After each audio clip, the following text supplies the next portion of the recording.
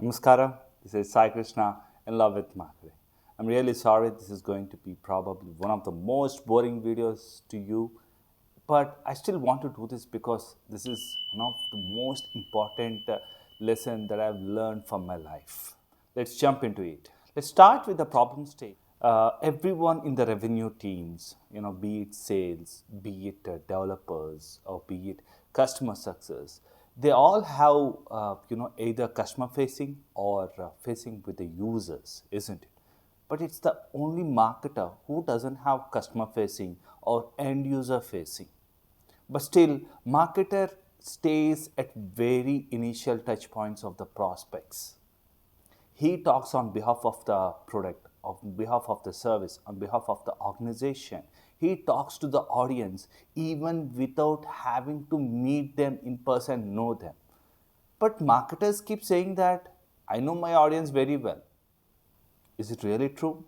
Probably they would be knowing the designations, the locations, the industry, the IT spend, the cloud spend, or the year-on-year revenue growth. There could be some criteria that they are aware of to focus on few accounts, but that's not definitely understanding their audience, isn't it? What would I call understanding audience? They should know them in person. What are their day-to-day jobs? What are their psychographics? People at that level, people in that industry, people with these kind of responsibilities. What are their KPIs? What are their challenges? What are their priorities in buying a tool or a service? Marketers need to know their audience as much as possible in person. What are their audience as a person? Like, what kind of cities do they live in? What kind of vehicles do they drive? What is their usual family structure? What are their average age? Why do you need all this? In fact, let's say, if you know that your target audience age is around 43, 45, then you will be able to understand they would be having one or two kids who would be aged around 10 or 12 years, isn't it? And then with that information, you would know that if you have to design an experiential event for a family, you should also consider, based upon the location of the audience, how much value do they give to their kids schooling. You should also consider, the holidays for the schools while you are designing an experiential event, or based upon the cultural values that are followed in that location, you have to design the experiential activities in the event, isn't it? And if you know what kind of car do they drive usually, let's say someone is driving a Beamer and you send an Innova, for an event, that doesn't really align well to their expectation. Your brand doesn't stand at a premium or even at par to them when you are sending a vehicle which is substandard to them, isn't it? So that's the reason you need to know their lifestyle, their day-to-day jobs. And when you know their day-to-day jobs, you will also understand what would be their priorities, their challenges, the KPIs, their where do they really prioritize when they are looking at a product or solution of your category.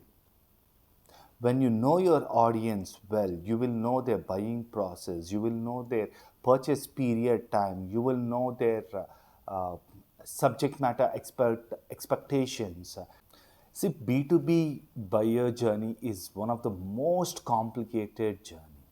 There are a lot of key stakeholders. According to a Gartner study, on an average, 6.5 people are involved in a B2B buyer journey.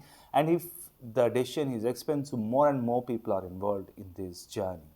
And then you have different stages of the buyer journey, different personas involved who have different expectations, who have different challenges, and you need to know them all in detail, as much detail as possible.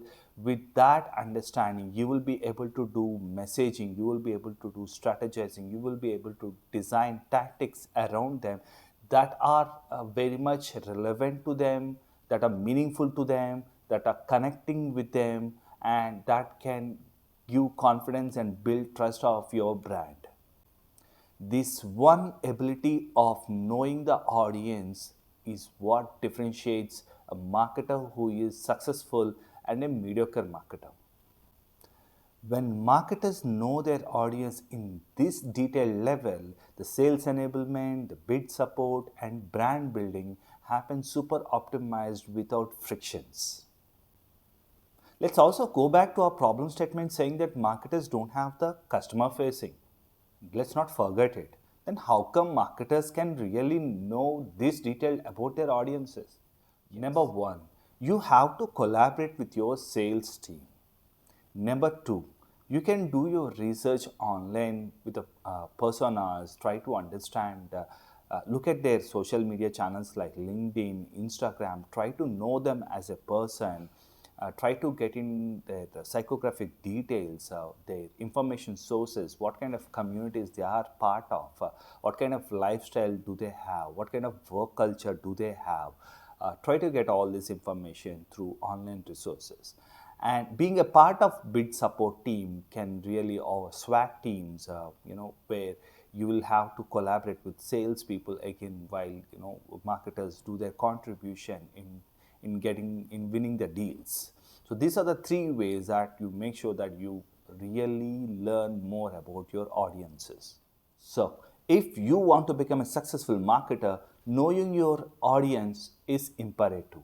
You can't escape it. The more you know about your audience, you will know how to strategize, how to design the tactics, how to design your messaging, how to redesign your value propositioning, your offerings. You'll be supernaturally to you. See you again.